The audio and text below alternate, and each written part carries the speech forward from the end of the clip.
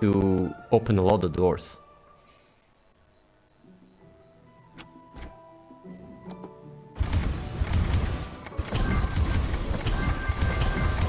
So yeah, I want to say that because how come we are already top grossing? The only reason we are top grossing is because of Flantive. I hope people understand this. If it wasn't for Flantive, we would have been able to spend $1 million less on ads. Instead of making $450,000 this month, we would be making max 100K. So yeah, like Flantive have literally catapulted us and sped things up like crazy. Because getting funding has been a bitch. If these guys, right, if this company is actually following through,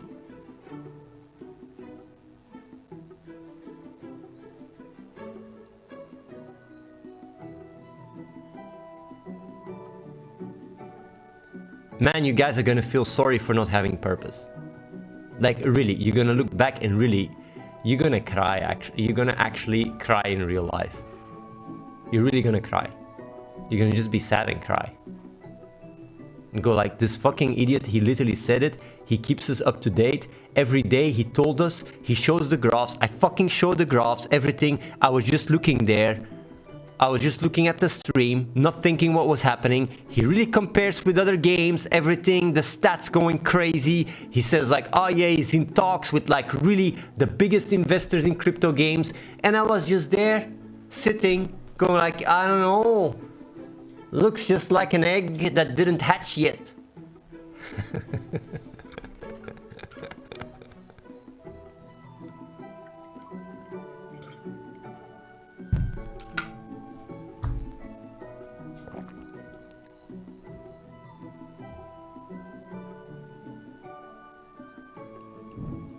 Unlaid egg. Sorry man, curious one, I didn't want to misquote you.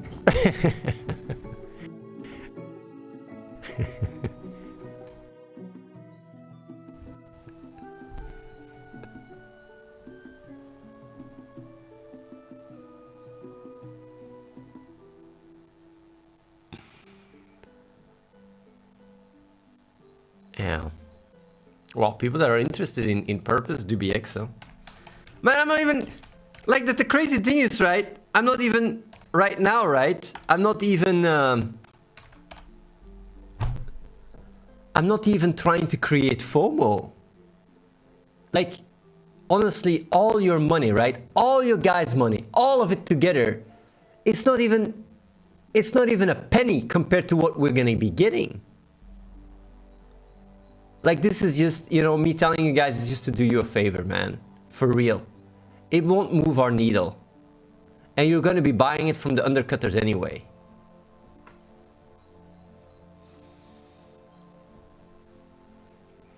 But all my purpose are NFTs, but with the burn wall, your NFTs are gonna go up like crazy too, yo.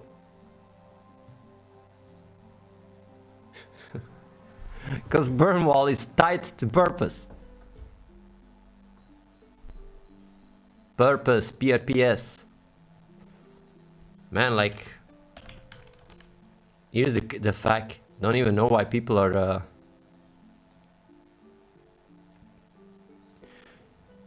I wasn't planning to create a FOMO stream today, but I do want to give you guys a heads up, because if things happen, it's gonna be hard contracts. Like, let's say tomorrow, right? They get back to us, right? And they go like, okay, once the fork happens, we wanna get you, let's say, we wanna put $20 million into purpose, right? Let's say. I won't be able to announce it. NDA. Do you get what I mean or not? If we get into a deal, I will know that you guys are gonna be crying, but I won't be able to tell you guys. So that's why I'm telling you guys now. You understand this, right? Are you guys putting it into your head or not? If we make an agreement, I will not to share anything and happens.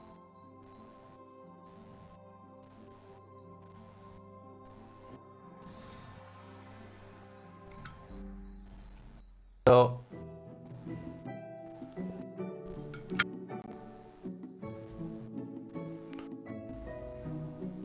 yeah.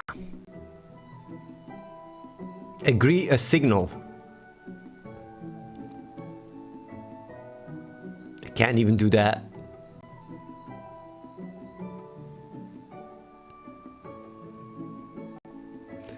Won't they just get $7 purpose and no dings? We're gonna provide $7 purpose to a certain amount, but if they want more, no, no way. But they have to, like, the talk to didn't play at all. Saw the number, and since they're gaming themselves, they instantly knew, like, this is big. They just know this is really big. So when they play the game, they will be even more impressed. Honestly, if you're into the crypto gaming scene, I don't know if people fucking realize it, but it's a joke. Crypto gaming is an absolute joke. It's complete dog shit. So if they then play our game that is super addictive and well, you know, fleshed out,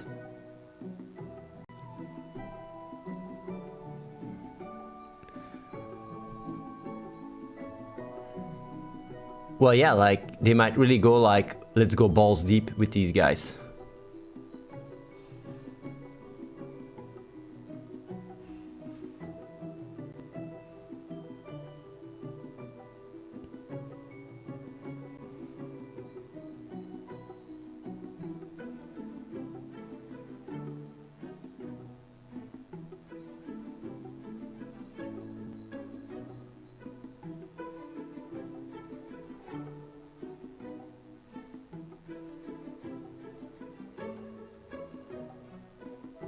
Will you add paid staff once the deal is live? More support for more players.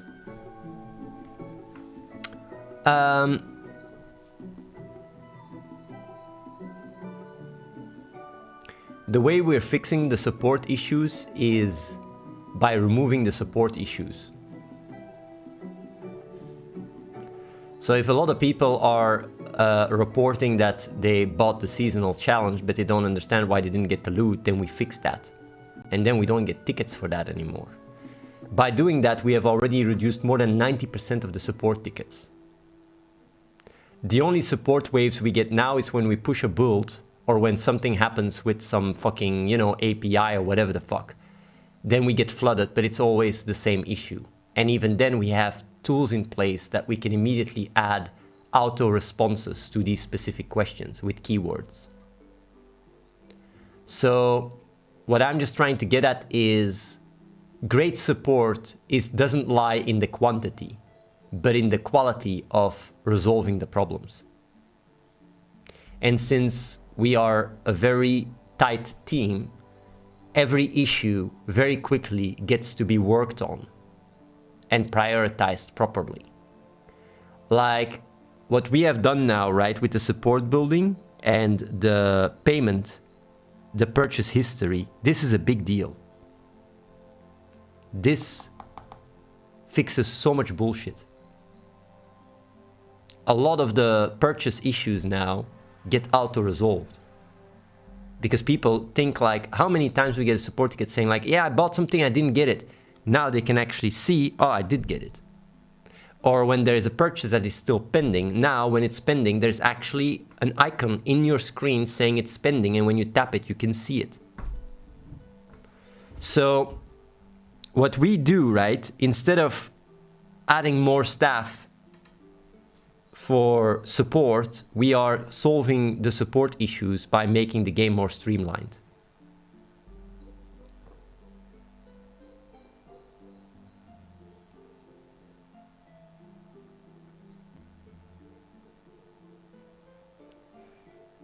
So that's the thing.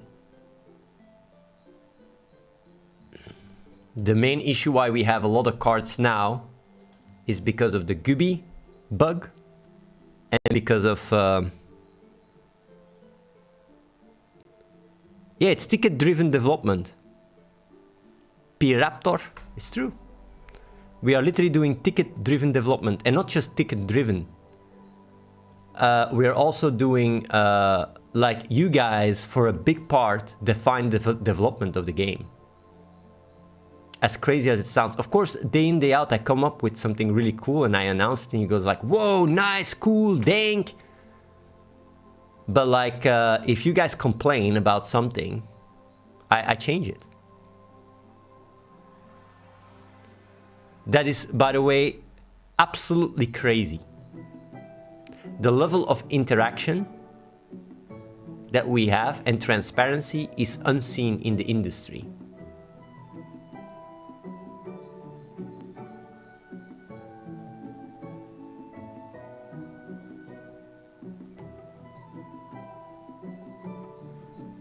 I think you should nerf Krypton in deal by another 50%. Zapatos, straight up on that.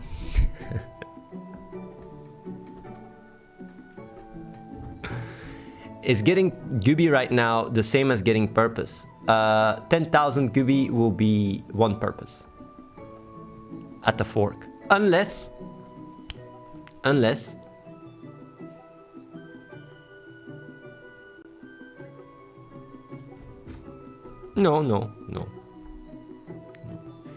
We will just replace Gubi with Purpose.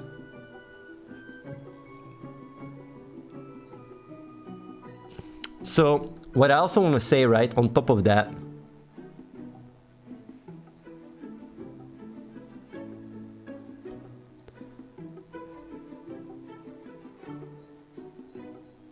yeah, if you guys want stuff, you just express it. So far, yeah, so far I've done a really good job. Yeah. I've done a really good job.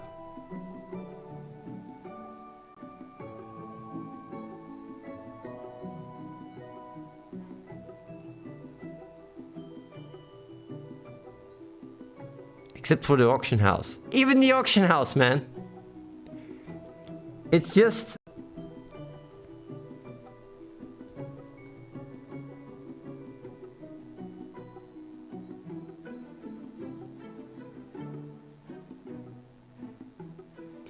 Okay, monkey.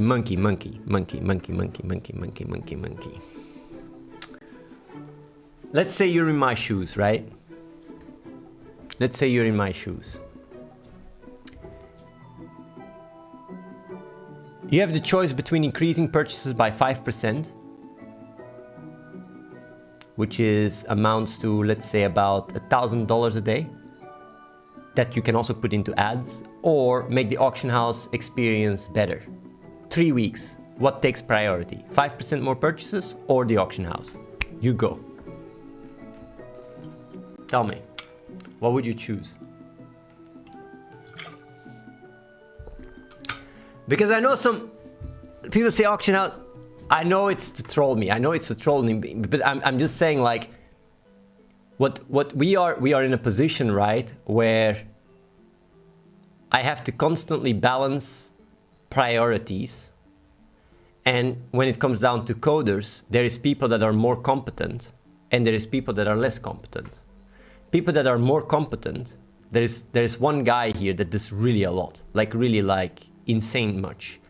And like he's basically only working on the high prio stuff, like really the top prio stuff. Right now, what he's working on, but he's also delegating a lot, he's managing a lot as well. He's getting all the lentils, man.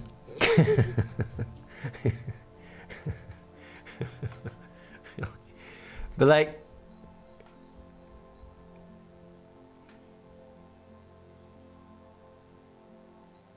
he's right now working on having the game run and load on all cores on the phone, on startup. You might say, like, what does that mean? It's a very hard problem. So basically, when you start the game, there is several things that needs to be initialized, and you can run them on several cores. Now, the thing is, there's quite some bottlenecks in that regards. It's not as simple as, oh yeah, just, you know, what is it? Multi-core coding is the most basic shit. The problem is there's limitations because Unity is also a black box. So we need to find ways to do it in native and stuff and just work around limitations, even hardware limitations. Doing this properly can halve the loading time, the startup time. So if I ask you, do you want the auction house in 1 week, or do you want the loading times for every single player to be half as long? So instead of waiting 10 seconds, you can start up the game in 5 seconds. What is more important?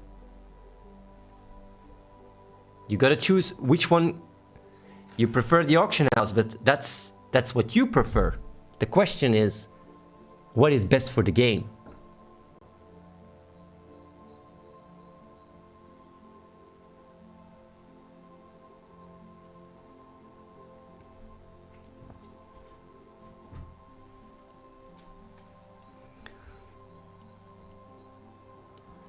The loading time is crucial. I lose more than 5 seconds in the auction house trying to find out my missing pets. But the thing is, like, what you gotta know, right, is it's not that nobody's working on the auction house. The auction house right now is being worked on. But if we want to speed it up, we need to put more people on it. So, like, let's say we prioritize it. I want to say something else. There's another thing, because the auction house has several parts to it. There is one part that is now slowed down because the person that is working on it is working on optimizing costs that would save us $2,000 a month. So, what do we do? It's like, because of no, it's not Rowan. Because Amazon costs. Rasmus is working on other optimizations which already are done. Rasmus is now working on purchase issues. The guy that is fixing this this Amazon cost is Nikita. And it's literally like you work on it for like a week and you save 2K a month on average, if not more, every month for the rest of the game being live. That's why, like, if it wasn't for optimizations, we would be paying $60,000 or $70,000 costs to Amazon. With all the optimizations we have done, it cost us 15K max. We've gone from 70K with our current player base to 15K. That's $35,000, no, $45,000 that we saved. Even more, 55,000.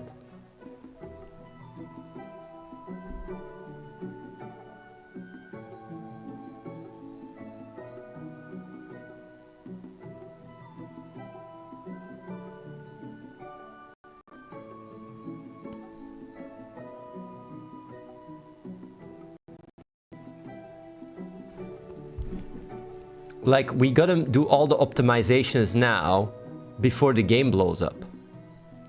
And I'm saying, like, the auction house is still on the table. It will still, like, there's still being worked on. It might actually be already all in there next week.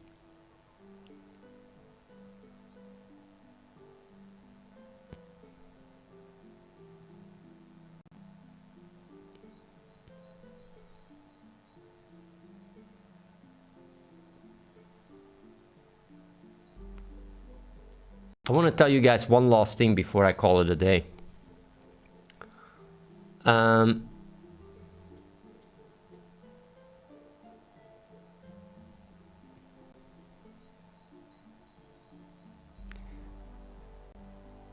I want to tell you guys how miscommunication has costed us more than $100,000.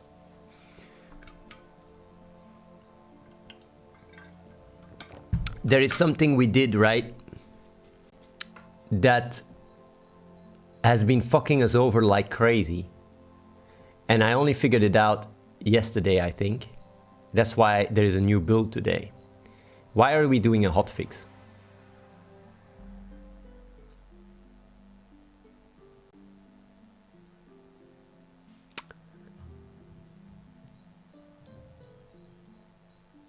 There is a very big rule with new games. New games on Google, their size, if they're more than 150 megabytes and you are on Wi-Fi, they give you a warning before you can download it, which makes people just not download the game. Now the same is for Apple, and that is more than 200 megabytes. You get a warning. Very scary one as well. Now, from the top 500 games, there is not one game that has more than 150 megabytes on Google or more than 200 megabytes on Apple. Why? Because it crushes the numbers.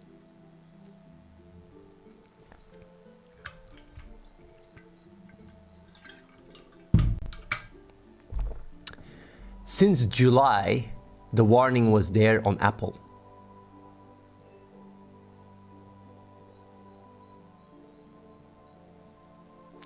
Because it was overseen.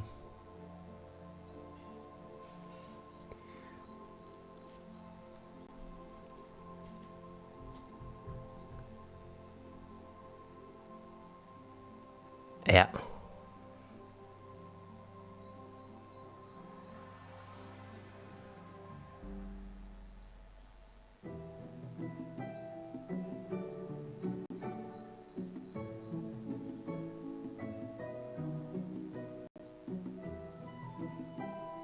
There are two purposes on Uniswap, but I think I bought the wrong one. Dude, like, I link here DubiX on like, if you go somewhere else, that's really on you. I literally link DubiX in the chat. Don't go to Uniswap or any shit. Go to DubiX if you want to get yourself purpose. Like, don't go to... I mean, don't get scammed, yo. Please.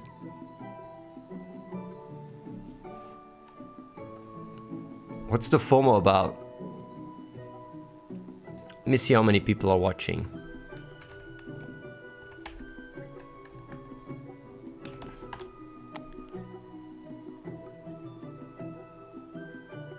$340. I can do a FOMO after party, maybe.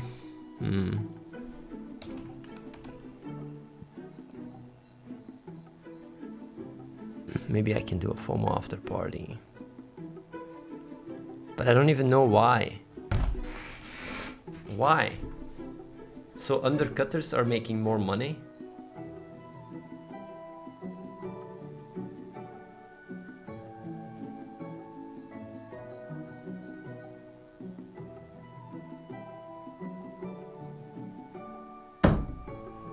Don't know if I'm gonna do an after party. It's like I'm going for investors, guys. You guys only have pleb money, I'm sorry. You guys can just, you know, take opportunity, but you don't have to. It's fine. Like, I don't need your money anymore. So why would I go and do an after party and let you guys know, get yourself that sweet ass purpose? Why would I do that? I don't need you guys anymore. I sold out. To dunk on people. Is there a low gas option to buy purpose? Well, when we fork, yes.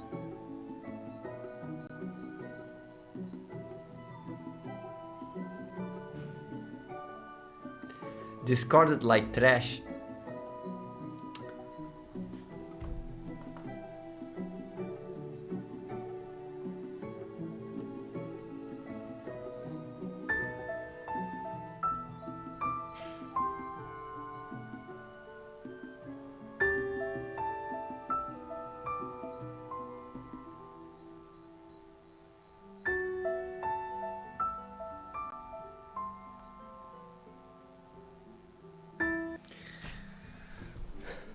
Either way, yesterday was really the best meeting ever. Things are going insanely well. If funding does happen, really, honestly, you're gonna feel very sad. And let me tell you why it's actually gonna be, I will tell you guys this, right? Why are you gonna feel the saddest you've ever felt about all the purpose shit, right? Because in the past, when it was going up, right, you could really rationalize like, it's gonna crash, it's gonna crash, it's gonna crash, it's gonna crash.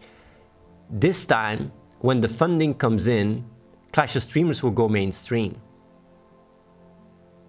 You will see literally, you know, people talk about it and everything. So you will really go like,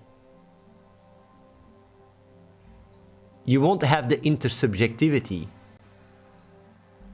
to tell you it's going to crash, because people, the hype will be there. That's why it's going to be, it will sting very, very deeply. Because even now people still think like, no, Athene, well, it's actually really hard. Who still thinks it's not gonna go? Nah, I don't think people still think it's gonna, no, people know it's over. I think people already know that. That's why also haters really went low. Because they see like, yeah, it's pretty much GG.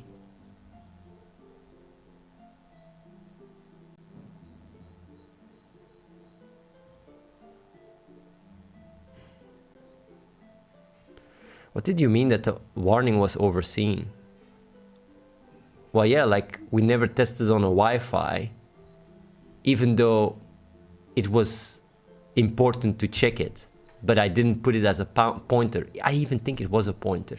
It's just, it was just a fuck up.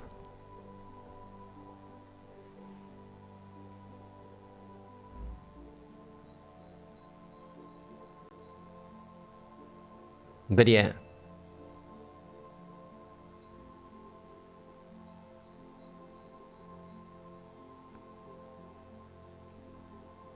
The game is gonna go mainstream.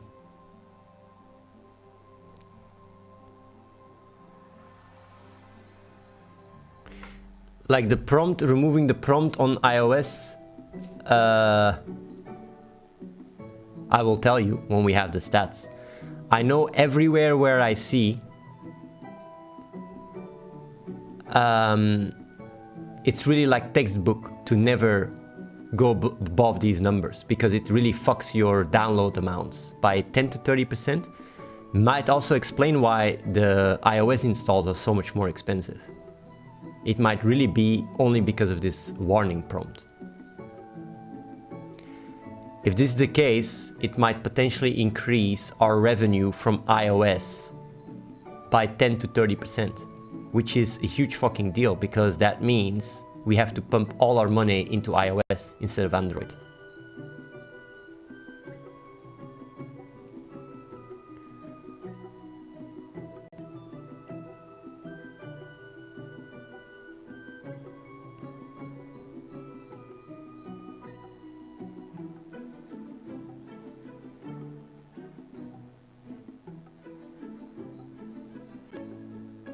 Will providing liquidity for purpose after the layer 2 swap potentially milk you? No. If we get funding, it's not gonna do jack shit. If we don't get funding, well, if we don't get funding by then, we will have to be a little bit more conservative. But providing a liquidity pool doesn't milk us. Just initially you put a liquidity pool and then people buy and sell, and it fixes itself.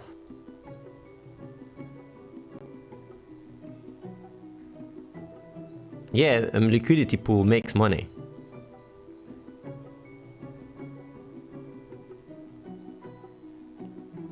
Would it be moral to steal to save lives? If not, is there no tipping point stealing 100k to save 1 million lives? I'm Solaito. It's a strange question, because the question, yeah, because let me tell you, you're asking this, right? Man, I'm not gonna go real talk, but I'll just quickly say it. You're asking a very strange question, because it's worse than that. Would it be moral to give up some of your comfort to save lives? And if not, how much lives do you need to save to justify your comfort?